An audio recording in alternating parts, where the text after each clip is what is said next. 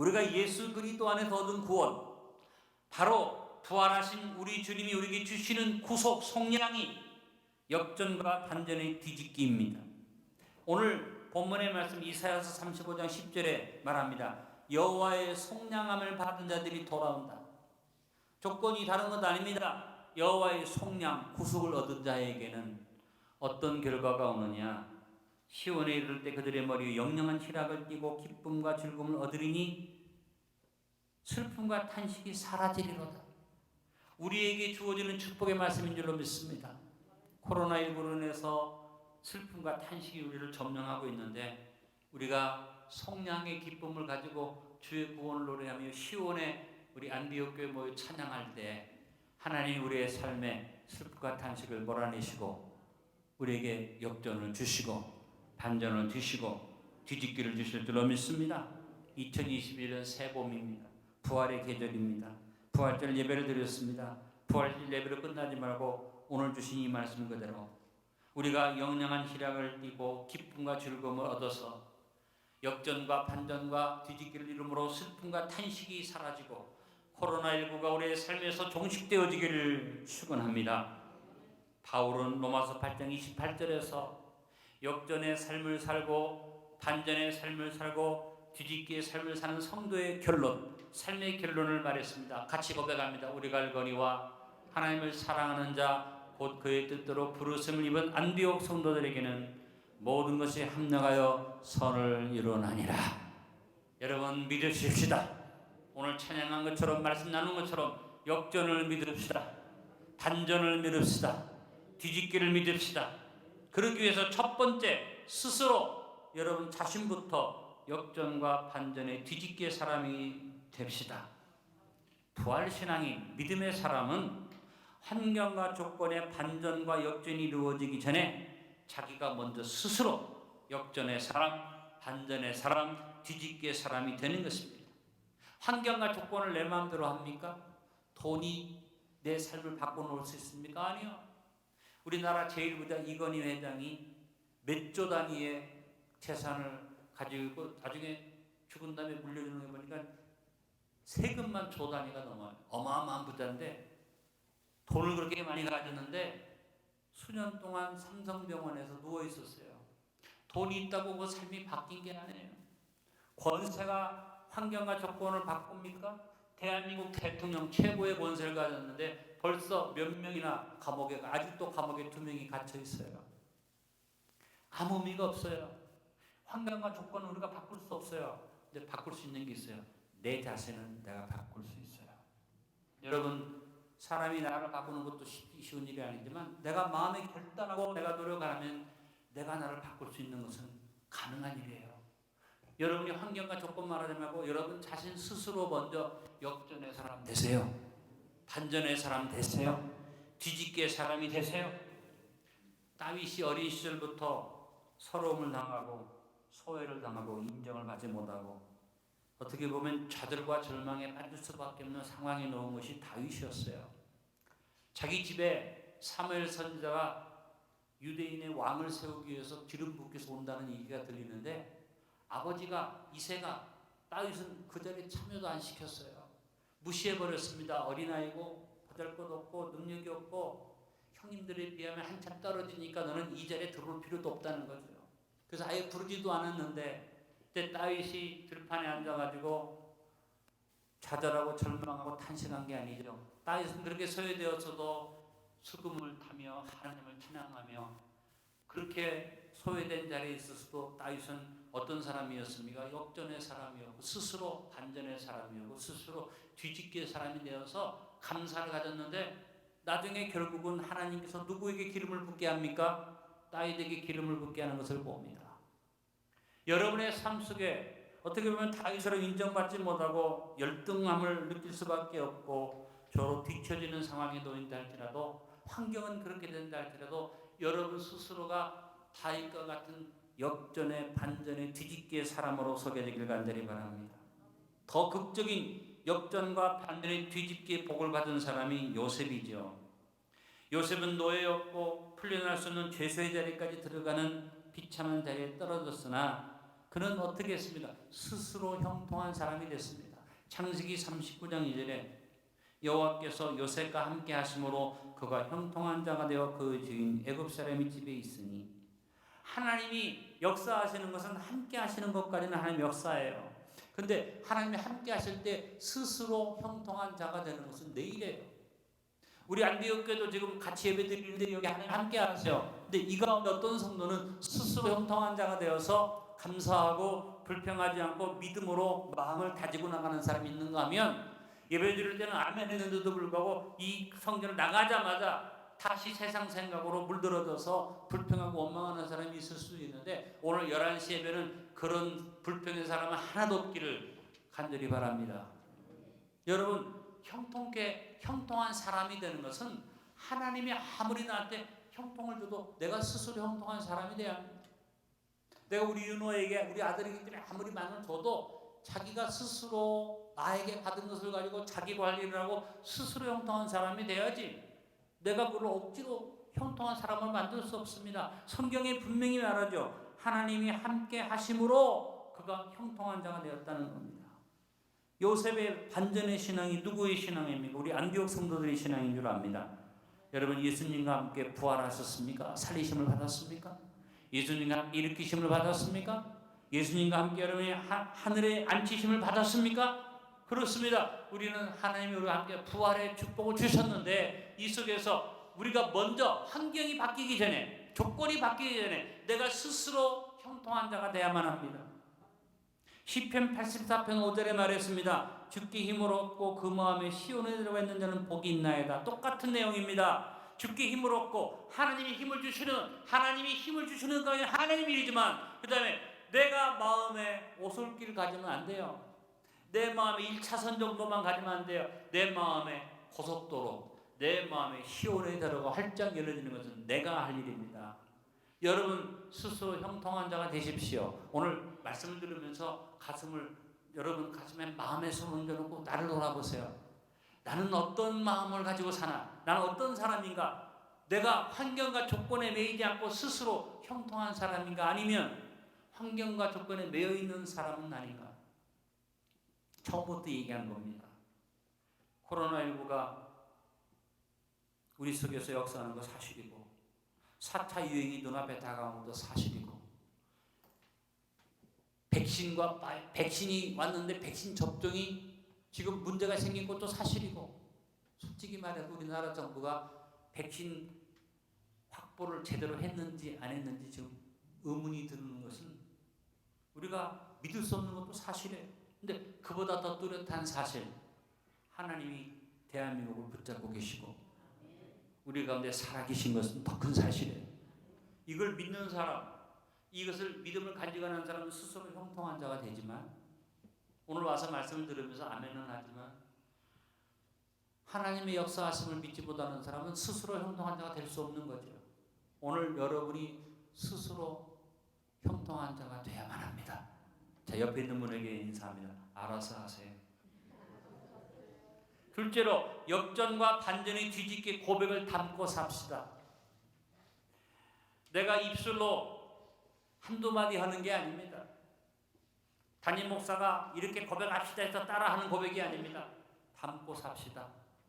여러분 입술 속에 부정적인 말은 버리고 반전의 고백, 역전의 고백, 뒤집기의 고백을 담고 살자. 입만 열면 여러분 입에서 역전의 고백이 나오고 반전의 고백이 나오고 뒤집기의 고백이 나오길 바랍니다. 교회 와서 찬송 부르고 목사가 이럴 때 아멘 해야지 아멘하고 믿습니까 하면 아멘 하는데, 나가면서 그거 다 잃어버리고 여전히 세상적인 불평과 원망과 두려움의 고백을 가지면 그거 소용없죠. 여러분, 오늘 예배 시간에만 그러지 말고 일상에 살면서 입에다 담읍시다. 다윗은 어떤 극심한 혼란과 역경 속에서도 반전의 신앙 고백을 가졌기 때문에, 아까도 말했어요. 시편의 대부분이 다윗의 고백, 그 대부분의 고백이 언제 되어진 고백? 고난 속에서, 역경 속에서 되어진 고백인데, 다윗의 고백은 언제나 역전의 고백이었어요. 대표적인 것이 시편 31편에 보니까 다윗이 말합니다. 내가 죽은 자와 같이 여김을 받는다. 내 삶이 깨진 그릇처럼 박살이 났다. 그야말로 그냥 전무한 환경이 왔지만 그는 하나님 앞에 어떤 고백을 합니까? 반전의 고백, 역전의 고백, 뒤집기의 고백을 합니다. 여호와여, 그러하여도 나는 주께 의지하고 말하기를 주는 내 하나님이시라 하였나이다. 나의 앞날이 주의 손에 있사오니 내 원수들과 나를 핍박하는 자들의 손에서 나를 건져주소서. 주의 얼굴을 주의 정에게 비추시고 주의 사랑하심으로 나를 구원하소서. 깨진 그릇이 돼서 박살이 났는데도 불구하고 이 깨진 그릇과 같은 나의 삶이 주님 손에 있고 주님이 나의 하나님이기 때문에 나는 하나님 앞에 비록 깨졌고 박살이 났고 죽은 자와 같으나 믿음의 고백으로 말합니다. 그랬습니다. 여러분에게도 이 고백이 있기를 바랍니다. 따라합니다. 그러하여도 주는 나의 하나님이십니다. 코로나19가 사탄의 유행을 끌고 오는 어려움이 온다 할지라도 그러나 그러하여도 여호와는 나의 하나님이십니다. 할렐루야.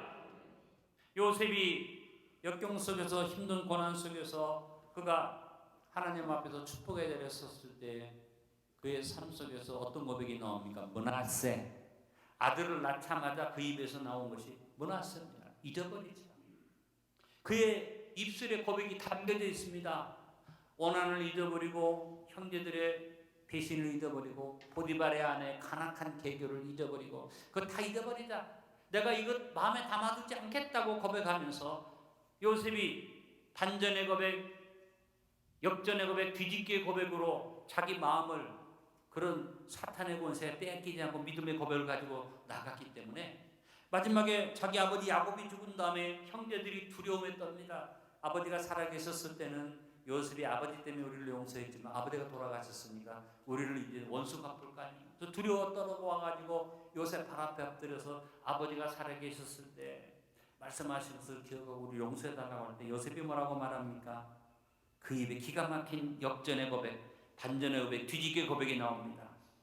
창세기 50장 20절입니다. 당신들은 나를 헤아려 하였으나 하나님 것을 선으로 바꾸사 오늘과 같이 많은 백성의 생명을 구원하게 하시려 하셨나. 악을 행한 당신들에게 하나님은 선으로 바꿔주셨다는 겁니다.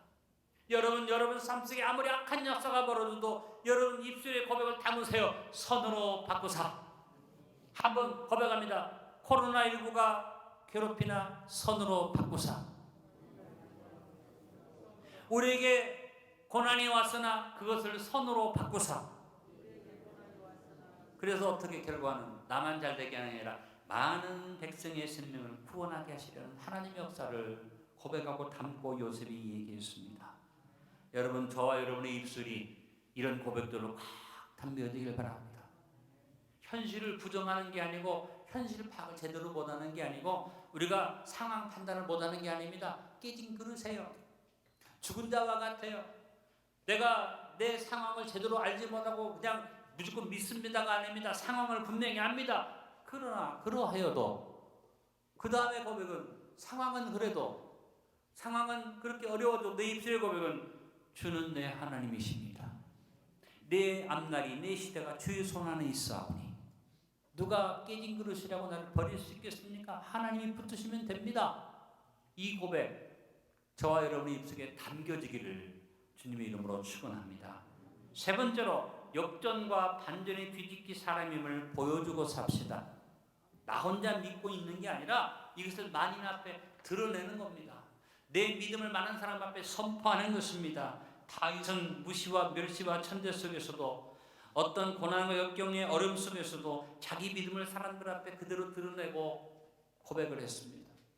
다들 전쟁터에 형제들은 다 군인으로 나가서 싸우는데 다윗은 여전히 아버지한테 인정받지 못해서 뭘 합니까? 형님들한테 도시락 배달하는 일을 해요. 도시락 배달하러 갔어요. 가보니까 전쟁터에 하나님의 군대는 뒤로 물러가고 골리앗 때문에 벌벌 떨고 있으니까 다윗이 물어봅니다. 어떤 일이냐고 물어봅니다. 그 형님들이 뭐라고 말합니까? 네가 여기 장난하러 왔냐? 너 소꿉장난하러 왔냐? 건방지게 떠들면 조용히 해라. 그러나 다윗은 굽히지 않고 자기 믿음을 고백하고 담대하게 나가니까 소문이 사울왕의 귀에까지 들어갔어요. 사울왕이 불렀어요. 보니 요만한 소년이 옵니다. 다윗이 말합니다. 내가 골리앗을 이길 수 있습니다. 사울이 하도 기가 막혀서 그래 네가 나가서 만약에 전사를 한다면 우리 장수들이 저렇게 어린아이도 믿음의 용기를 가지고 나가서 싸우다 죽는데 우리가 싸워야지 이렇게라도 하겠지. 그래서 사울왕이 깃털에서 자기 칼을 주는데 칼이 길고 커서 질질 끌려 못 가지고 갑옷을 벗어 입히니까 갑옷도 안 맞아. 다 벗어버리고 칼도 가지고 그가 물맷돌 하나 가지고 나갑니다. 나가서 사무엘상 17장 45절로 47절에 다윗이 뭐라고 말합니까? 다윗이 블레셋 사람에게 이르되 너는 칼과 창과 탄창으로 내게 나아오거니와 나는 만군의 여호와 이름 곧 내가 모욕하는 이스라엘 군대의 하나님 이름으로 내게 나아가노라. 오늘 여호와께서 너를 내 손에 넘기시니 내가 너를 쳐서 내 목을 베고 블레셋 군대의 시체를 오늘 공중의 새와 땅의 들짐승의 두온 땅으로 이스라엘에 하나님이 계신 줄 알게 하겠고 또 여호와의 구원하심이 칼과 창이 있지 아니함을 이 무리에게 알게 하리라. 전쟁은 여호와께 속한 것인즉 그가 너희를 우리 손에 넘기시리라. 여기에서 여러분 다윗이 무슨 고백을 하는 겁니까? 골리앗을 향해서 너는 내가 쳐서 넘어뜨릴 수 있어 이 정도가 아니라 너를 향해서 내가 이렇게 나온 이유는 딱 하나다. 이 무리들에게 이스라엘의 무리와 저 블레셋의 무리들에게 하나님이 살아계셔서 전쟁은 하나님의 것인 것을 보여주려고 한다. 다윗은 자기의 믿음을 자기의 대적인 골리앗에게만 보인 게 아니라 모든 무리들에게 자기 믿음을 선포하겠다고 얘기했고 그 믿음을 보인 다윗을 하나님은 들어서 물맷돌 한 방으로 골리앗을 무너뜨리게 해주신 줄로 믿습니다. 여러분 세상 사람들 따라가는 삶을 삽니다. 어떻게? 돈을 따라가고 명예를 따라가고 권세를 따라갑니다. 부활신앙이 예수 믿는 사람은 그런 삶을 살면 안 됩니다. 맨날 주여 주시옵소서. 아니요. 왜 따라가는 불쌍한 인생 대해서 맨날 애걸하고 구걸하는 삶을 삽니까? 믿는 사람은 따라오게 합니다. 왜 아멘이 안 됩니까? 따라오게 만듭니다. 돈을 따라가고 권세 따라 명예 따라가는 게 아니라 내가 믿음으로 나가는데 앞이 캄캄해. 아무것도 없어. 나싱이야. 그래도 믿습니다. 믿음을 가지고 나가기만 하면 그 다음에 나를 따라오는 돈도 따라오고 권세도 따라오고 명예도 따라오고 축복도 따라오고 응답도 따라오는 것이지 맨날 이러고 앉아가지고 내 믿음을 만민 앞에 보여주지 못하고 그저 도와달라고만 하면 그 믿음은 하나님이 역사할 수가 없습니다. 여러분의 믿음을 만민 앞에 드러내십시오. 그리고 따라오게 만드십시오. 어떻게? 마가복음 16장 17절 18절 말합니다. 믿는 자들이 이런 표적이 따르니 곧 그들이 내 이름으로 귀신을 쫓아내며 새 방언을 말하며 뱀을 집어올리며 무슨 독을 마실지라도 해를 받아내며 병든 사람에게 손을 얹은즉 나으리라 하시더라. 여러분 이 말씀 속에서 가장 중요한 게 뭡니까? 따라합니다. 따르리니 먼저 어떤 기력이 나타나고 어떤 일이 주어져서 되는 일이 아닙니다. 아무것도 없고 이루어진 것도 없고 환경도 바뀌어지지 않았지만 내 믿음을 만인 앞에 드러내고 일상의 삶 속에서 믿음으로 나아가면 하나님께서 표적을 따라오게 해주신다는 것입니다. 여러분 주변 사람들에게 역전의 믿음, 반전의 믿음, 뒤집기의 믿음을 보여주시기 바랍니다. 교회 가지 마라. 코로나19 때문에 지금 너희들이 교회 가면 교회 가서 병 옮기면 어떡하려고 그러느냐. 이런 말을 들을 때 여러분 싸울 필요도 없고 거기에 반응할 필요도 없습니다. 그런 말에 여러분 넘어가지 말고 믿음을 가지고 주님 앞에 나와 예배드리고 찬송드리고 믿음으로 살아가면 우리를 괴롭히던 사람들이 나중에 야 다르구나. 혹 이렇게 교회 와서 예배드리다가도 바이러스에 걸릴 수도 있습니다. 왜? 우리 상황은 알 수가 없죠. 그럴 때라도 우리는 믿음을 저버리지 말아야만 합니다. 담대하십시오. 그러면 따라오는 역사가 있습니다. 표적의 역사가 있습니다. 저도 예수 믿는 사람이라면 내 믿음을 드러내십시오. 담대하게 말하십시오. 하나님의 역사하는 것을 선포하십시오. 그래서 따라오게 하는 믿음의 사람으로 나갈 수 있기를 간절히 바랍니다. 네 번째, 역전과 반전이 뒤집기의 관계를 맺고 삽시다. 다윗의 삶을 보니까 무시당했죠. 소외당했습니다. 핍박당하고 오람을 당하는데 사울이 그렇게 할 때 사울을 따르는 모든 이스라엘의 무리가 동일하게 다윗에게 그렇게 대했지만 다윗이 나중에 왕이 된 다음에 안갚음하지 않았습니다. 그들을 향해서 자기 원수갚음을 하지 않았습니다. 어떻게 했습니까? 이해하고 관용하고 용서하고 심지어는 사울왕을 놓고 어떻게 했습니까? 마지막까지 기다려주는 사람에 대한 인내를 이루면서 그가 관계를 어떻게 맺었습니까? 원수로 자기에게 대했는데, 자기를 죽이려고 대했는데 어떻게 죽일 수 있는 상황이 와서 엔게디의 동굴에서 그냥 칼만 들이대면 죽일 수 있으며, 십황무지에서는 정신없이 자기 때문에 창으로 찌르기만 해도 죽일 수 있는 상황이 와도 내가 원수로 관계를 맺지 않고 어떻게 합니까? 용서하고 살려주고. 그래서 사울을 향해서 다윗은 아버지요 아버지요. 사실 맞죠. 육신의 장인 아닙니까? 다윗이 절대로 인간의 가장 기본적인 질서를 무너뜨리지 않고 그를 아버지로 장인으로 대접했고 어떻게 했어요? 하나님이 기름 부으신 세우신 왕으로 대접했어요. 관계를 잘 맺었다는 것입니다. 저는 여기서 분명히 말합니다. 여러분, 세상 사람들이 우리를 모르기 때문에, 신앙을 모르기 때문에 우리 예배를 방해하고 예배 못 드리게 하고 핍박할 때 여러분 관계를 잘 맺으세요. 왜 그들을 원수로 만듭니까? 알지 못하는 사람들인데 여러분, 우리는 용서해야지 때문에, 이해해야지 때문에, 그리고 어떻게 해요? 담대하게 내 믿음을 보이면서 나가서 어떻게 해요? 내 믿음의 역사로 그들이 변화될 수 있도록 우리는 관계를 잘 맺어야지 돼요. 세상하고 원수되면 언제 어떻게 복음을 전하겠습니까? 우리의 신앙을 예수 믿기 때문에 우리를 죽이겠다는 게 아니에요, 여러분. 여기에 우리가 예수 믿는 우리들이 예배 좀 방해한다고 목숨 건다는 말 하면 안 돼요. 뭐가 목숨 걸 일이 있어요? 우리를 이해하지 못하는 사람들이 자기들이 볼 때는 많이 모이니까 질병이 퍼질까봐 모이지 못하게 하는 걸 가지고 그들을 이해를 못하는 어린아이와 싸울 필요 없는 것처럼 말할 필요 없는 거예요. 담대하게 내가 관계를 어떻게 맺어요? 이해하고 용서하고 기다려주는 겁니다. 그들이 깨달을 때까지 우리가 믿음으로 기다려주고, 부딪힘이 있을 때는 좀 양보도 하면서 우리가 우리의 믿음을 당당하게 보이면 하나님이 역사해 주실 줄 믿습니다. 여러분, 왜 여러분 삶 속에서 원수를 만듭니까? 원수 만들지 마세요. 요셉이 나중에 자기가 군무처가 정리가 된 다음에 원수 갚음 적이 없습니다. 형제들만 용서한 게 아니라 보디발의 아내가 어떻게 보면 굉장히 간악한 여자인데, 물론 성경에 기록이 한정되어 있기 때문에 그렇지만 그때 요셉이 자기가 군무 정리된 다음에 보디발의 아내를 잡아다가 감옥에 가두고 죽일 수도 있었겠지만 일단은 성경에 기록이 없어요. 그런 기록 없어요. 그리고 아들의 이름이 바로 나옵니다. 머나세, 잊어버리자고 나옵니다.